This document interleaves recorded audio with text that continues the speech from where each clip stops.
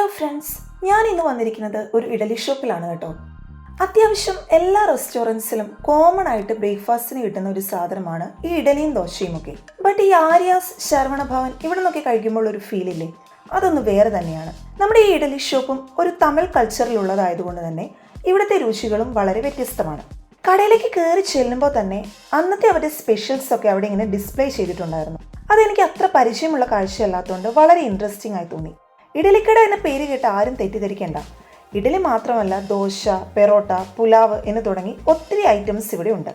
അത്യാവശ്യം നല്ല തിരക്കൊക്കെ ഉണ്ടായിരുന്നു കേട്ടോ. ചെല്ലുമ്പോൾ ഞങ്ങളൊരു ഈവനിങ് ആണ് പോയത്. വാഴയിലയിലാണ് കേട്ടോ ഇവിടെ ആഹാരമൊക്കെ വിളമ്പുന്നത്. ഞങ്ങൾ ഫുഡൊക്കെ ഓർഡർ ചെയ്ത് വെയിറ്റ് ചെയ്യുവാണ്. ഒട്ടും ഡിലേ ഇല്ലാണ്ട് ഇവിടെ നമുക്ക് സാധനങ്ങൾ കിട്ടും.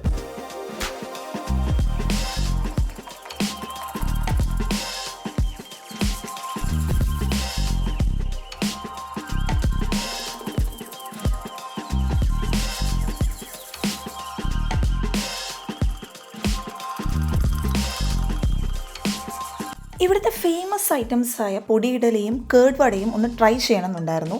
ബട്ട് നൈറ്റ് വന്നതുകൊണ്ട് കേർഡ് വട ഞങ്ങൾക്ക് കിട്ടിയില്ല. പിന്നെ നമ്മൾ 5 ടൈപ്സ് ഓഫ് ദോശയുടെ ഒരു സെറ്റും, ഒരു പനീർ കൊത്തു പൊറോട്ടയും, ഒരു ഒണിയൻ ഊത്തപ്പവും, പൊടിയിടലയും, പിന്നെ 2 ഉഴുന്നുവടയും പറഞ്ഞു.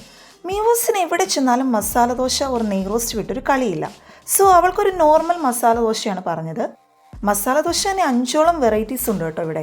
ദോശയുടെ മാത്രമല്ല, കടയുടെ പേര് പോലെ തന്നെ ഇഡലി ഡിഷസിൻ്റെയും ഒരു കലവറ തന്നെയാണ് ഇവിടെ.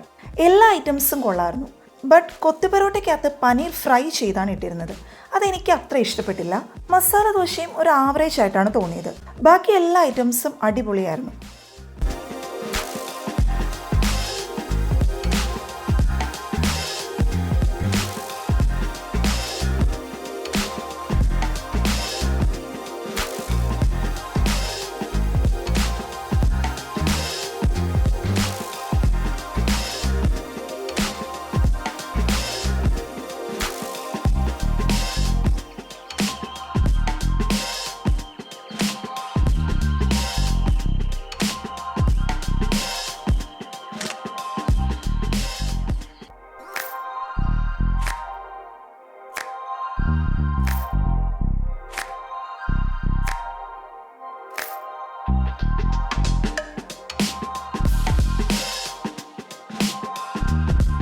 അങ്ങനെ ഫുഡൊക്കെ കഴിച്ച് വീട്ടിലെ പപ്പയ്ക്കും മമ്മിക്കും മസാല ദോശയും വടയും പാഴ്സലും വാങ്ങി.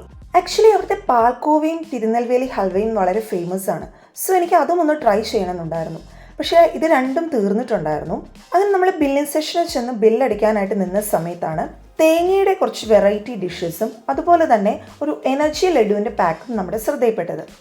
എല്ലാം നല്ല ടേസ്റ്റി ആയിട്ടുള്ള ഐറ്റംസ് ആയിരുന്നു. ബില്ല് വന്നപ്പോഴാണ് ശരിക്കും വണ്ടറായത്. കാരണം ഇത്രയും ഐറ്റംസിനും കൂടി വളരെ റീസണബിൾ ആയിട്ടുള്ള ഒരു പ്രൈസ് ആയിരുന്നു. ഏതാണ്ട് 750 റേഞ്ചിൽ മാത്രമാണ് നമുക്ക് ടോട്ടൽ പ്രൈസ് വന്നത്.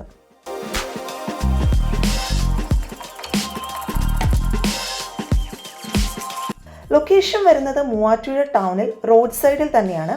സോ പാർക്കിങ്ങിന്റെ ചെറിയ ഇഷ്യൂസ് വരാൻ ചാൻസ് ഉണ്ട്. കാരണം എപ്പോൾ വന്നാലും ഇവിടെ നല്ല തിരക്കാണ്. സോ നിങ്ങളൊന്ന് ട്രൈ ചെയ്ത് നോക്കി അഭിപ്രായം അറിയിക്കുക.